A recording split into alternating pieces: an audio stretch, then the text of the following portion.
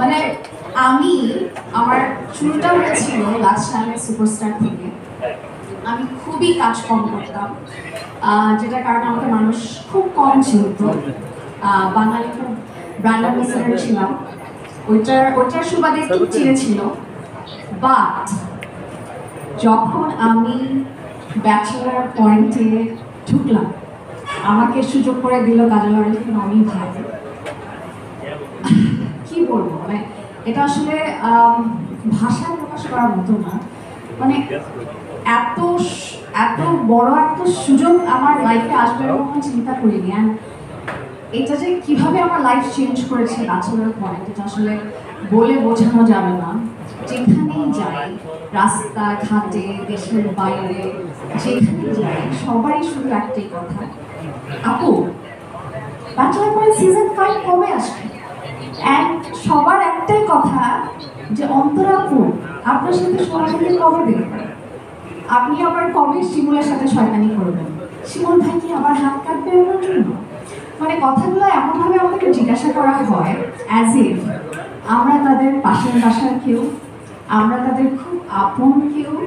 And বলে বোঝানো যাবে না যে এই ফিলিংসটা আসলে কেন একজন অ্যাক্ট্রেসের জন্য। কারণ একজন অ্যাক্টর তখনই নিজেকে সাকসেসফুল মনে করে যখন তার একটা রোলকে মানুষ এতটাই বিশ্বাস করে যে আসল নামটাই ভুলে যায়। আমাকে এখন ফারিয়া শাহিন নামে আসলে কেউ চেনে না, সবাই অন্তরা নামেই চেনে, যেটার full credit goes to Amit ভাই। And I feel really proud about that. And আমার মনে হয় ব্যাচেলার পয়েন্ট আমাদের দেশের একটা প্রাইড। আমি মনে করি একটা নাটক, একটা সিরিজ কিভাবে এত জনপ্রিয়তা পায় এবং এতগুলো সিজনে আসা কিন্তু চারটিখানি কথা। মানুষ একটা দুটা সিজন দেখার পর কিন্তু বোর হয়ে যায়।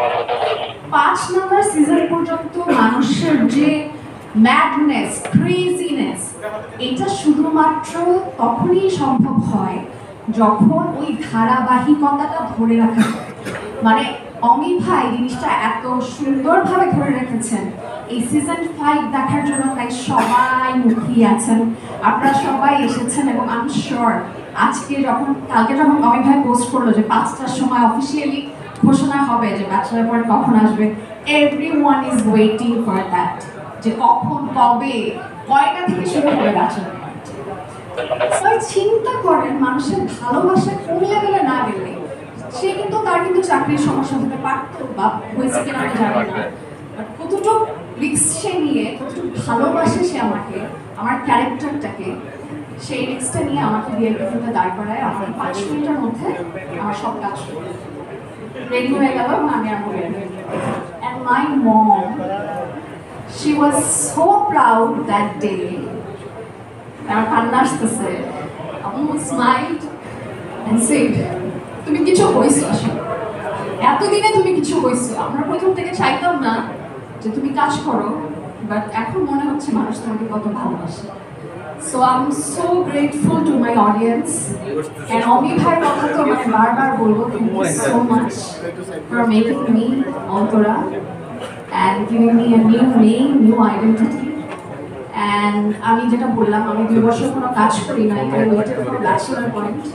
যদি আমাকে একটু ব্যাচেলার পয়েন্টে কাজ, মানে আমাকে নেয় ব্যাচেলার পয়েন্টে, ওই আশায় মুখ বেঁধেছিলাম। and finally I'm here. I'm feeling so proud. Thank you so much Amit ভাই। আশা করছি এবার সিজন 5 এ আমরা ফাটিয়ে দেব ইনশাআল্লাহ। Thank you so much.